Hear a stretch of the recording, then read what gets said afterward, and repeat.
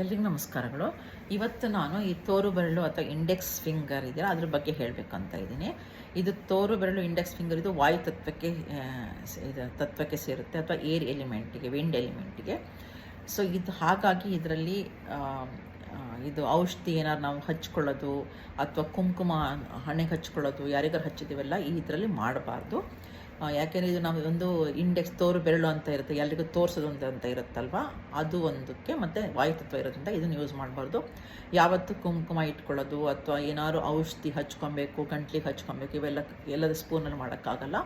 ಅಂಥದ್ದು ಏನಾದ್ರು ಮಾಡಿದ್ರೆ ಅದು ಪೃಥ್ವಿ ತತ್ವದ ಈ ಉಂಗುರ ಬೆರಳು ಇಲ್ಲಾಂದರೆ ಮಧ್ಯದ ಬೆರಳು ಆಕಾಶ ತತ್ವದ್ದಿದೆಯಲ್ಲ ಅದರಲ್ಲಿ ನಾವು ಕುಂಕುಮ ಹಚ್ಕೊಳ್ಳೋದು, ಯಾರಿಗಾರು ಹಚ್ಚೋದು ಇವೆಲ್ಲ ಮಾಡಿದ್ರೆ ಇವನ್ ಇದರಲ್ಲೂ ತಂಬಲ್ಲೂ ಮಾಡ್ಬೋದು.